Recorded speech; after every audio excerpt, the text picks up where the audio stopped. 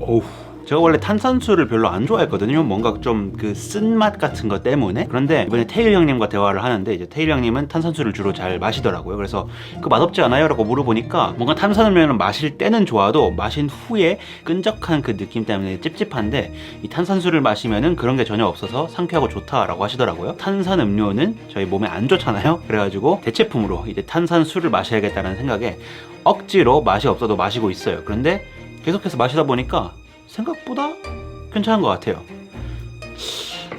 참 테일 형이랑 다니면은 좋은 게 진짜 많은 것 같아요.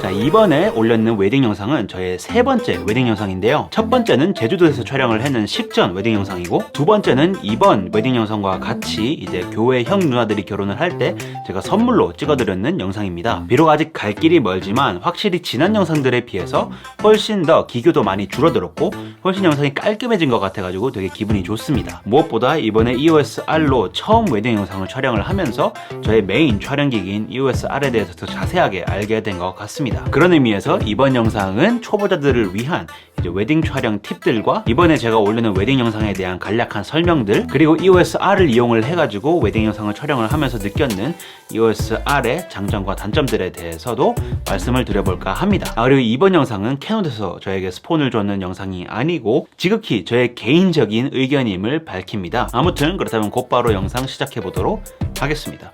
뭔가 곧바로라는 표현이 안 맞나? 여태까지 서론이 굉장히 길었으니까 아무튼 빠르게 들어가 보도록 할게요.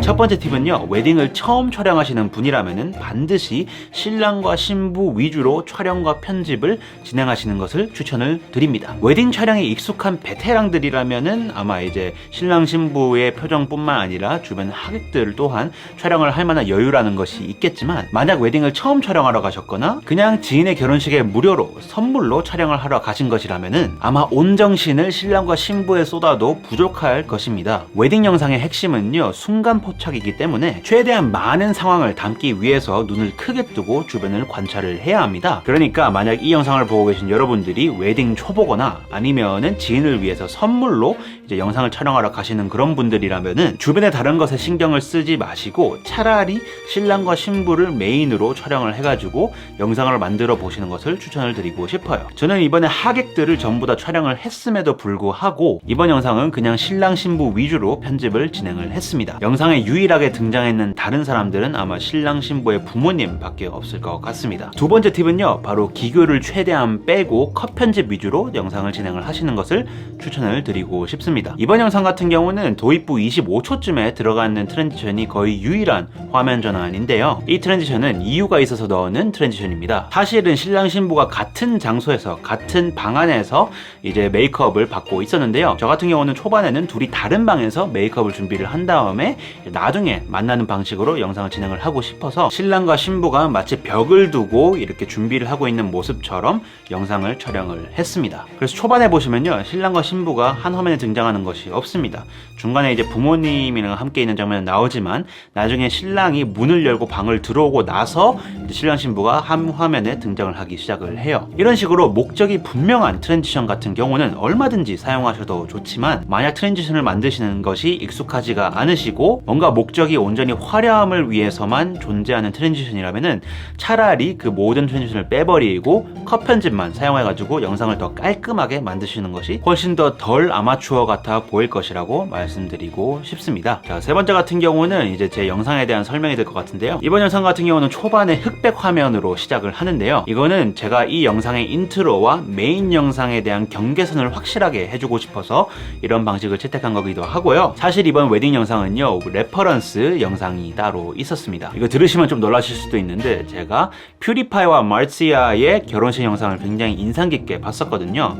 초반에 보시면 그래서 흑백 화면에 아웃포 오버컷싱 된 장면들이 되게 많은 영향을 받았어요. 그리고 요즘은 뭔가 그런 식으로 웨딩 영상을 진행을 하는 것이 해외에서는 유행을 하는 것 같더라고요. 그래서 혹시라도 여러분들이 이제 조금 뭔가 단순한 기법을 이용을 해가지고 조금 더 고퀄의 영상을 만드시고 싶다, 그렇다면은 이 기법 또한 강력하게 추천을 드리고 싶습니다. 자, 그렇다면 네 번째, 이거는 구독자분들 중 한 분도 저에게 이제 질문을 해주셨는 건데요. 바로 제가 핸드헬드를 굳이 고집해서 촬영을 했는 이유가 무엇인지 이유를 말씀드리도록 하겠습니다. 사실 별건 없습니다. 그냥 효율성을 위해서 이런 선택을 했어요. 아까 전에도 말씀을 드렸지만 웨딩은 정말 순간 포착이 핵심이기 때문에 항상 긴장을 하고 주변을 둘러보아야 되고, 촬영 장소의 조명 위치, 카메라 동선, 그리고 좋은 구도 등등을 빠르게 파악을 하고 신랑 신부의 준비 과정과 표정과 행동들, 그뿐만 아니라 하객들의 표정과 행동들, 서로에게 하는 말 아니면 주례를 보시는 분의 말씀을 정말 빠짐없이 기록을 해야 되기 때문에 기동성 위주의 핸드헬드를 선택을 하게 되었습니다. 자, 그리고 다섯 번째는 제가 남들과 약간의 차별점을 두기 위해서 했는 선택들에 대해서 설명을 드릴까 합니다. 우선 핸드헬드로 촬영을 해가지고 적당한 현장감과 이제 부드러움을 살려주었고요. 로우 앵글 위주의 촬영으로 시네마틱함을 더하려고 했으며, 렌즈 화각을 몇몇 소수 장면들을 제외하고는 거의 50mm에서 105mm 사이에 굉장히 타이트한 화각으로 몰입감을 주려고 했습니다.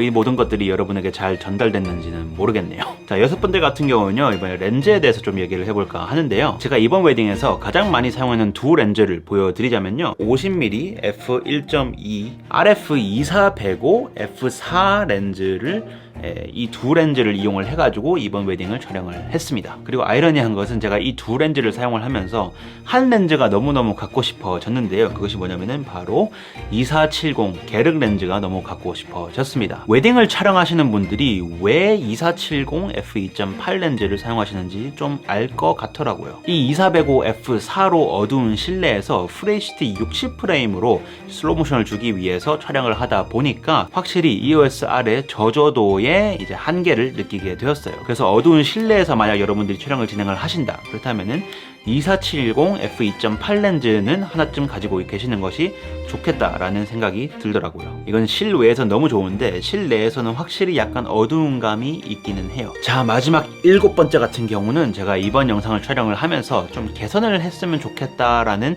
제 스스로에게 주는 피드백에 대해서 말씀을 드려볼까 합니다. 가장 개선해야 될 부분은 바로 오디오인 것 같아요. 원래는 이번에 주례를 보시는 목사님의 말씀과 이제 신랑 신부의 스피치를 굉장히 좋은 음질로 녹음을 하고 싶었는데요. 아무래도 혼자 카메라 한 대 가지고 이제 막 계속해서 촬영을 하다 보니까 좀 정신이 없었던 것 같아요. 아마 다음부터는 따로 녹음기를 챙겨가가지고 아니면 뭐 핸드폰이라도 이제 주례를 보시는 분 바로 앞에다 딱 놔가지고 녹음을 해서 조금 더 깔끔한 오디오를 딸 수 있게끔 할 것 같습니다. 영상에서 오디오의 질이 좀 떨어지니까 확실히 몰입감이 좀 떨어지는 것 같긴 하더라고요. 혹시 지금 보시는 분들이 계시다면 카메라만 챙겨갈 게 아니라 따로 녹음기 또 챙기면 좋으시고, 그게 아니라면 적어도 핸드폰을 이용해서 이제 조금 더 깔끔한 오디오를 녹음하시는 것을 추천을 드리겠습니다. 이거는 레알 진짜 진짜 꼭 다른 거 다 필요 없고 이제 오디오만큼은 진짜 꼭 따로 녹음하시는 것을 추천을 드릴게요. 자, 이제 뭐 꿀팁이나 아니면 제 영상에 대한 설명이 다 끝났으니까 바로 EOS R을 사용을 하면서 느꼈는 장점과 단점들에 대해서 말씀을 드리도록 하겠습니다. 자, EOS R을 웨딩 촬영에 쓰면서 느끼는 첫 번째 장점은요, 바로 세팅 변경의 속도가 어마어마하게 빠르다는 것입니다. 확실히 조리개 셔터 스피드 ISO와 화이트 밸런스를요, 버튼 누를 필요도 없이 곧바로 이렇게 바꿀 수가 있으니까 뭔가 굉장히 뭔가 되게 이상한 손놀림이지만 아무튼 곧바로 바꿀 수가 있으니까 너무너무 좋더라고요. 많은 분들이 터치바가 굉장히 불편하다고 하시고, 저 또한 초반에는 그렇게 느꼈는데 좀 익숙해지니까 터치바로 화이트 밸런스를 바꾸는 게 굉장히 편하더라고요. 그래서 저 같은 경우는 의외로 터치바의 팬이 되었다고 할 수 있을 것 같아요. 내가 이 회사를 너무 좋아해서 그런지 모르겠지만. 자, 그리고 이 장점은요, 정말 지겹도록 얘기를 했던 것인데요, 바로 피부톤이 너무 기본적으로 이쁘니까 피부톤을 보정하는 시간이 정말 확 줄어들어가지고 이제 편집 워크플로우가 훨씬 더 빨라졌음을 느끼게 되었어요. 정말 빡세게 편집을 하면은 여기서 빡세게의 의미는 거의 하루 종일 이제 빡세게 편집을 하면은 한 이틀 안에 결과물이 나올 정도로 이제 컬러 그레이딩 하는데 시간이 얼마 안 걸리다 보니까 진짜 엄청 작업 속도가 빨라지는 것을 확인할 수가 있었어요. 자, 이제 장점을 얘기를 했으니까 단점에 대해서도 말씀을 드려야겠죠. EOS R을 쓰면서 A7M3가 정말 그리워지는 순간들이 몇 번 있는데요. 그 순간이 뭐냐면요, 저조도 상황에서입니다. 진짜 저조도에서만큼은 참 구리구나 라는 것을 많이 느끼게 되었어요. 아까도 말씀드렸지만 이 2400호로 촬영을 해보니까 확실히 실내에서는 F4로 슬로모션, 그러니까 60프레임으로 촬영하는 것은 무리가 있구나 라는 것을 느끼게 되었고, 만약에 나중에 또 웨딩을 촬영하게 된다면은 2470 f2.8 렌즈를 꼭 구입을 하거나 아니면은 빌려서라도 가야겠다는 생각을 하게 되었습니다. 그리고 또 한 가지 단점이 있는데요, 바로 IBIS In-Body Image Stabilization이 없어가지고 전자식 손떨방을 켜고 그동안 촬영을 진행을 했는데요, 캐논의 전자식 손떨방이 사실 나쁘지가 않거든요. 그런데 좀 피사체가 이런 식으로 이제 왔다 갔다 위아래로 왔다 갔다 하거나 아니면 뭔가 이렇게 순간적으로 싹 이렇게 움직이는 그런 상황에서는요, 배경을 고정을 시켜야 되는데 얼굴을 이제 얼굴에다가 딱 고정을 시켜가지고 배경이 왔다 갔다 하게끔 되는, 지금 딱 예시 영상을 보여드리면 딱 이렇게 화면이 일렁이는 모습을 발견을 해가지고 몇몇 샷들이 좀 이상하게 나오는 것을 발견을 했습니다. 그래서 확실히 전자식 손떨방의 한계가 분명히 있구나라는 것을 새삼스럽게 느끼게 되었어요. 자, 그리고 마지막으로는요, 이거는 EOS R만 가지고 있는 단점인지 모르겠는데 렉 버튼을 누르자마자 세팅을 변경할 수 없다는 점을 알게 되었어요. 자, 미리 설정을 다 해놓으면 되지 이게 도대체 뭐가 단점이냐라고 하실 수가 있는데요, 이게 웨딩에서는요 그게 굉장히 중요하다고 할 수가 있어요. 왜냐하면 신랑 신부가 갑자기 서로를 되게 애틋하게 쳐다보거나 아니면 되게 뭔가 감정적으로 아니면 뭔가 분위기적으로 되게 자연스러운 장면이 나왔다, 그러면 곧바로 카메라 들이밀고 촬영을 해야 되거든요. 그런데 세팅을 빠르게 변경한 다음에 딱 들이대면은 그 순간이 끝나버려요. 그런 상황에서는 렉을 일단 누르고 카메라를 일단 들이대고 그 상태에서 빠르게 이제 ISO나 아니면 조리개나 뭐 그런 것들을 조절을 해가지고 촬영을 해야 되는데, 이게 렉 버튼을 누르고 한 2-3초 동안은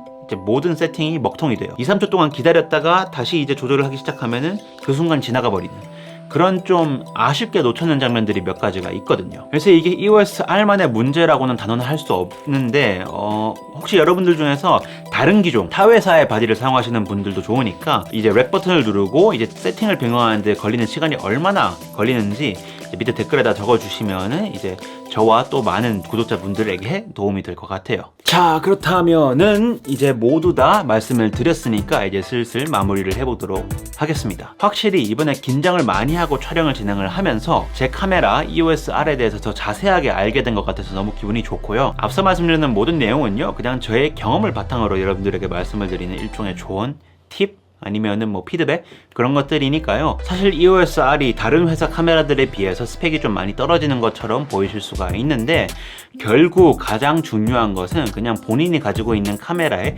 최대치를 활용할 수 있는 능력을 키우는 것이 가장 중요한 것 같아요. 그렇게 되면요, 그냥 어떤 브랜드의 카메라를 사용을 하시든지 간에 멋진 결과물을 만들어낼 수 있을 거니까 그 점을 강조하면서 이번 영상을 마무리를 하도록 하겠습니다. 이번 영상이 도움이 되셨다면 좋아요를 한번 눌러주시고, 앞으로도 저와 함께 성장하고 싶으신 분들이 계시다면 구독하기 버튼도 꼭 눌러주시고, 다음에는 더 유익한 영상으로 찾아뵐 수 있게끔 노력하겠습니다. 이상 김비디오였습니다. 그렇다면은 굿바이. 아이고 멀다.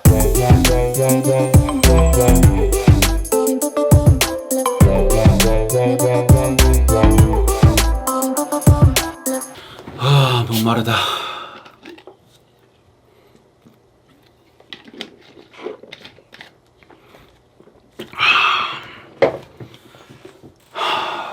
뭐하지 이제?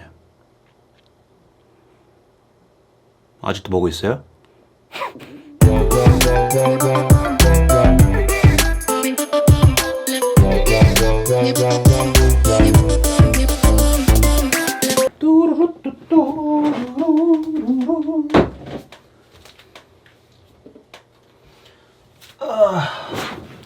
진짜 아직까지 보고 계신 분들이 만약에 있다면 여러분들을 위해서 특별히 보여드리도록 하겠습니다. 짜잔! EOS R의 능력치를 최대치로 이끌어줄 아토모스 닌자 V라는 외장 레코더와 사실 여기에 지금 저를 촬영하는데 쓰고 있는 로데 비디오 마이크 프로 플러스가 달려 있을 거예요. 그래서 이 셋업을 가지고 이번에 신대로님과 준호필름님이 오셨을 때 이제 같이 경주에 가서 촬영을 진행을 했거든요. 그 영상을 곧이라고는 얘기 못하겠다. 아무튼 최대한 빨리 편집을 해서 보여드리도록 할게요. 진짜 지금까지 보고 계신 분이 있나요? 댓글이 밑에 달린다면 아마 저도 알게 되겠죠. 아무튼 지금까지 만약에 보고 계시다면은 사랑해요. 진짜 굿바이.